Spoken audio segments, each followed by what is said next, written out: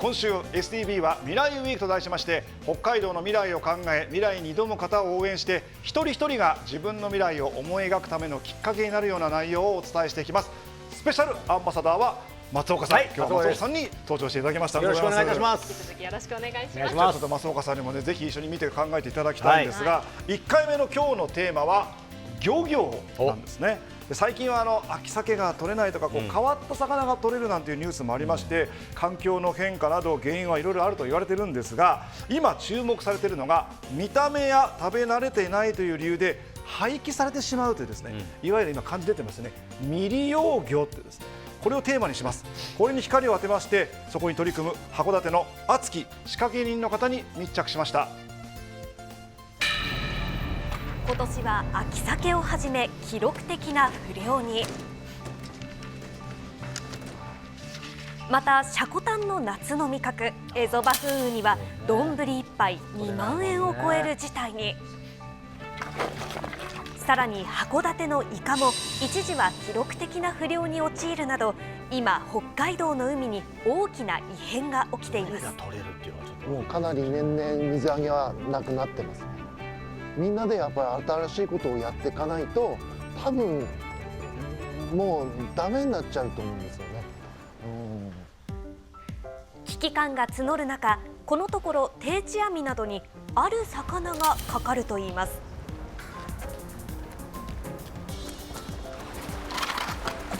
いやもう温暖化でやっぱり青魚が増えて、餌が増えたからっていうの、サメもめっちゃ増えてやばいですよね。結構取れますね。これまだ少ない方ですよ。小さいのはもうリリースしてきちゃってるんで、イカとか何でもかじっちゃうと傷物になっちゃうし、だから厄介者って言えば厄介者なんですよ。そんなに取れるんだ。知らない方も多いでしょうか。函館で水揚げされるアブラツノザメやホシザメなどは、実ははんぺんの原料なんです。今はんぺん以外にもサメが白身魚として注目されています。新鮮なうちに処理の仕方なんですよ。ただやっぱり一般的にはサメイコールアンモニア臭いっていうイメージなんですけど、食べたら実は美味しいですよ。漁業被害をもたらす厄介者を新しい名物へ。函館を愛する情熱家福田海産の工場長が挑んでいます。函館の地魚ですし、栄養価も高くて骨もない小骨もないお魚なので、もうすごく可能性を感じてます。函館生まれの斉藤伊優さん、地元で漁師をする祖父の影響で小さい頃から魚の魅力に引き込まれてきました。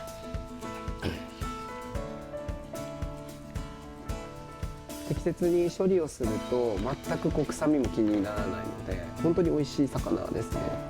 お刺身でも美味しいですし、煮付けとか唐揚げとか何でも美味しい魚です。サメの水揚げ量日本一の宮城県気仙沼では古くから食べられてきた親しみのある食材。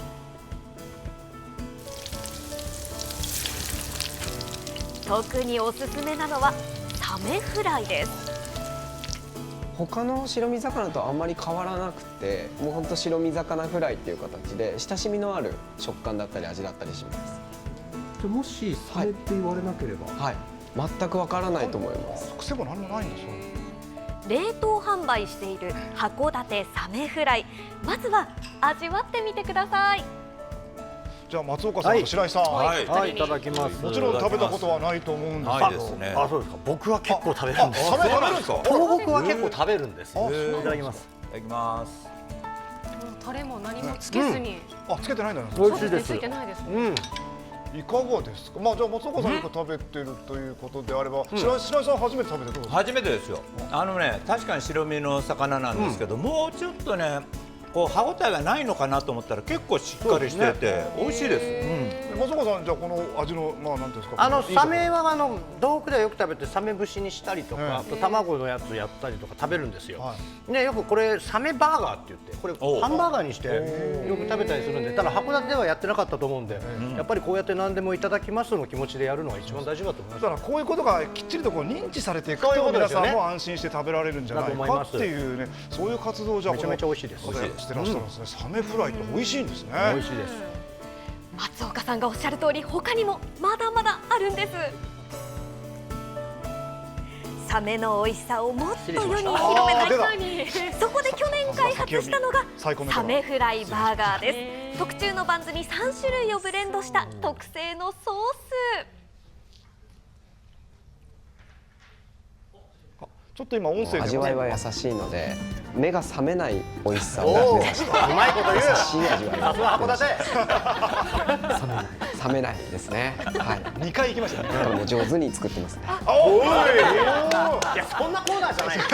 魚への愛情、そしてユーモアあふれる斉藤さん。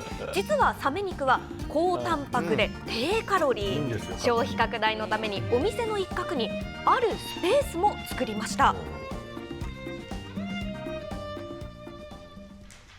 ちらは函館お魚センターです。今年の5月にオープンしたこの雄大な津軽海峡が見えて、心の綺麗な方はよく見えるんですけども、向かいに青森の大間だったり一言言うんだな。陸奥湾を見てるような景色が楽しめます。ここではサメフライバーガーに加えて色鮮やかな本マグロとサーモンの海鮮丼、また日替わりで地元の魚を味わえるメニューも。こちらの白身魚はそうです、サメの煮付け。サメの煮付け。栃木県ではおなじみの家庭料理。身が柔らかくほろっと崩れます。これ400円なんですね。地元で取れてる魚を伝えていきたくて、食べないと変わらないなっていうことと、流通から消費ではなくて消費から価値を変えていこうというコンセプトでお魚センターを建てました。食べるだけではありません。お魚グッズも販売。こちらは油ツノザメの骨です。これ骨なの？また背びれの手前にあるサメの角まで。自分が子供の時に思ってもこの油ツノザメのこの角とかすごいかっこいいですもんね、やっぱりね。角はかっこいい。角はもうかっこいいですね、やっぱりね。化石が大好きな方は分かるんですけども、やっぱりかっこいいなと思って。本当好きなんだ。さらに魚の標本を見て触れるコーナーも。お子さんはすごい喜ぶんですね。こう触れるお魚ゾーンなんですけれども、このサメちゃんの稚魚だったりだとか、鏡鯛っていう本州では本当にお刺身とかでも高級魚として扱われているお魚なので、定置網で大量に入るんですけれども、なかなか北海道では食文化がないので廃棄されているお魚になります。取れないというふうに言われてますけれども、取れる魚はいっぱいいて、その取れる魚をどう活用するか、どう伝えていくかがきっと課題なのかなというふうに思ってます。海の生態系は確実に変化しています。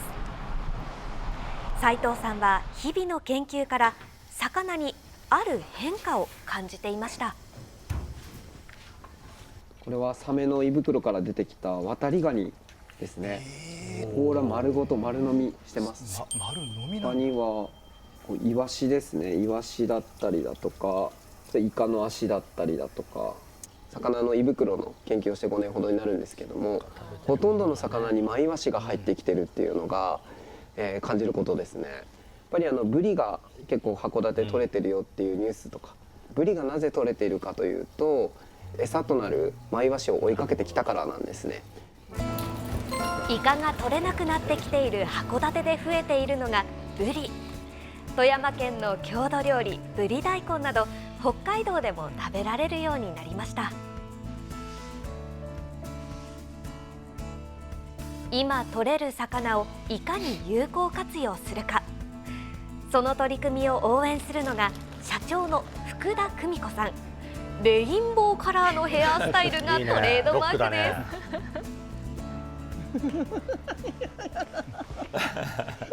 す。カラオケうまそうだね。びっくりするぐらいって呆れるぐらいっていうか、本当に漁師の方たちが朝取れた魚をうちに持ってきてくださるんですけれども、そうするとまず写真を撮ったりひっくり返したり、こんなに魚の好きな人っているんだなっていうふうに思いました。本当に研究熱心で魚のことは大好きなんだなって本当にそう思いました。そして保育園では生きたサメと触れ合える出張水族館。直接魚に触れ身近に感じてもらうこと、それが消費拡大につながると斉藤さんは考えます。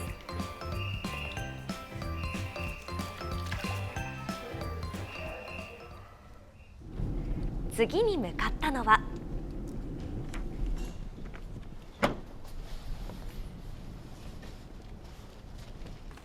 すいません。函館市内にある7つの保育園でいただきますのご挨拶しましょう。いただきま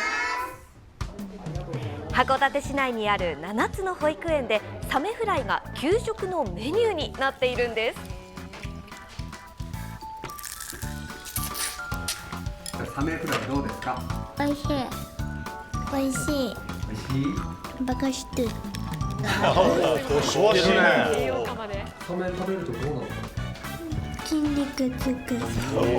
サメっていうことでみたいな驚きはあったんですけれども、思ったより柔らかいとか美味しいとか筋肉になるとか強くなるっていうサメのなんかイメージがあるみたいで、みんな喜んで食べてました。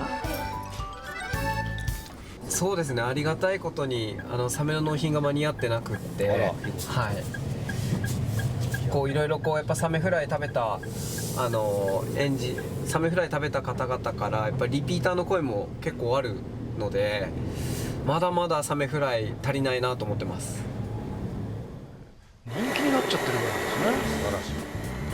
そしてサメフライ以外の新しいメニューを開発。さらに函館に眠る新たな食材とは？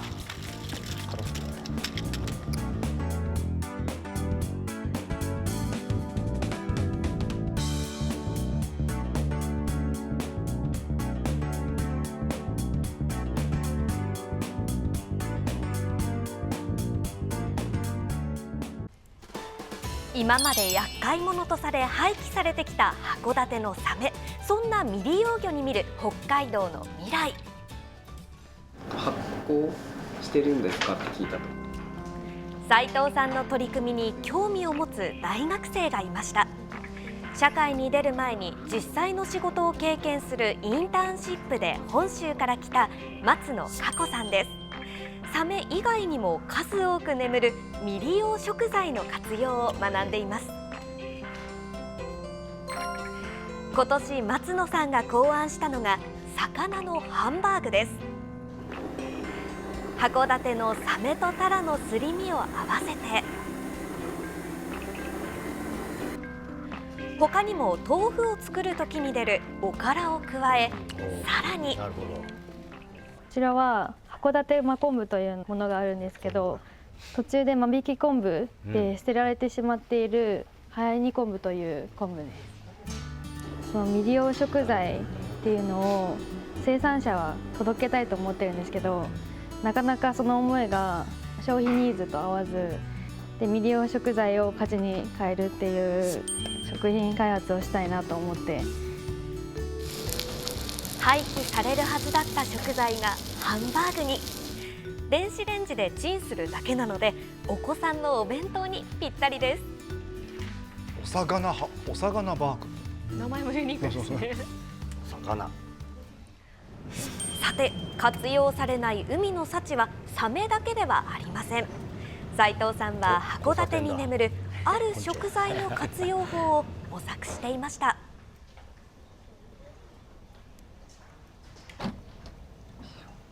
お疲れ様です。よいしょ、お疲れ様。お願いします。はい、お願いします。やっぱりホタテの代用魚としてムールが使えるっていうのは、そうですね、一緒にローカルレボリューションという団体でそういったムール貝の活用について、この函館道南の新しい資源になりうるものだと思っているので、ちょっとそういったアクションを今やってますね。目をつけたのはパスタやパエリアなど洋食で使われるムール貝です。道南では大量に廃棄される未利用食材、その商品化を目指しています。これもったいないですよ。これ廃棄してるからね。もったいな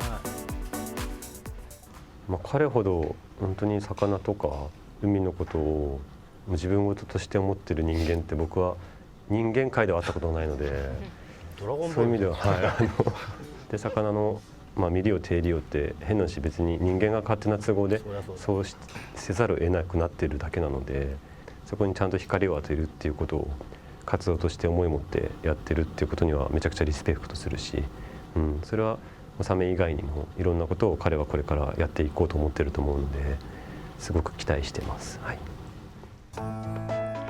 斉藤さんは料理教室を開くなどさまざまな形で魚の魅力を発信しています。そして氷の下の魚と書いて寒海コマ、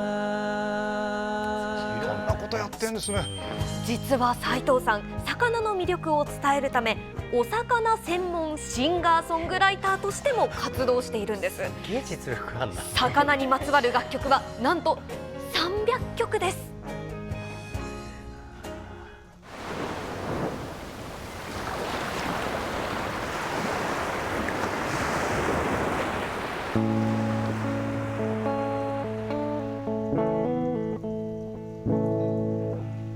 海と生きる人たちの物語、自然の流れと泳いでゆく、それは変化を悲観的に捉えずに楽しめる人たち。やっぱり夢は未利用魚っていう言葉をなくしたいなというふうに思っていて、サメに限らずやっぱり地元で取れたものは地魚という考え方で、今取れているものをどうやって使うかっていうことを学んでいけば新しい価値に変わるんじゃないかなと思ってます。可能性はうなぎ登りだと思いますし、日本は出世魚だと思ってます。うまいこと言う。海が変わっても思いは変わらない。地元で取れるものを使うこと、それが命をつなぐこと、それが未来へつなぐこと。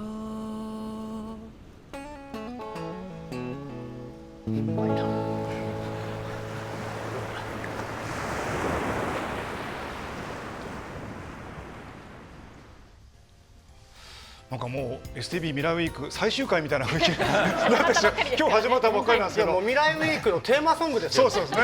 でもスペシャルアンバサダーになりました松岡さん、改めてこのね北海道の海の未来を考えるって今回のこの取り組みはいかがでしたか。やはり先ほど言ってた言葉が全てで、人間が勝手に都合よく考えてることなので、やはりその未利用魚という言葉はなくして、やっぱりね、せっかくいただけるものなんだからありがたくいただくってことが大事なんでしょうね。本来あるべき姿ですよね。だからもうもちろんその海の様子が変わってしまったことに関して私たちは考えなきゃいけませんけども、同時に今取れるものにどう向き合っていくかっていう、目の前のことですよね。これやっぱり安易に廃棄してしまうって、本当にこの海を使い捨てにしてしまうって、これだけは避けていかなければいけないっていうね、こういう向き合いをしている方がいらっしゃるんですね。